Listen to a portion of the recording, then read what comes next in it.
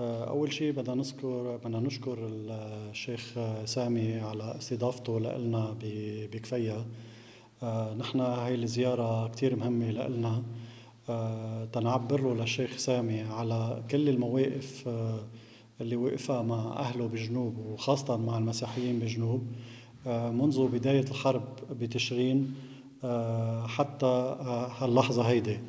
الشيخ سامي وأكيد رؤساء أقسام المناطق بنت جبيل ولا مرة قصروا مع أهلهم، دايما واقفين حد أهلهم، دايما بيسألوا عن أهلهم. بنتمنى أنه كل السياسيين اللي نحن بقضاء بنت جبيل كانوا على أساس هن نواب المنطقة وعم ننتخبهم يسألوا شي مرة عن هول المواطنين اللي كانوا دايما هن دنب لإلهم.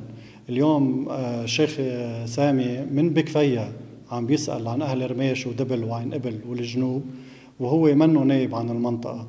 فمنشان هيك نحن اليوم جينا لعنده تنشكره على كل هالمواقف اللي عم بيطلقها تجاه أهلنا المسيحية بالجنوب، ومنشد على إيده.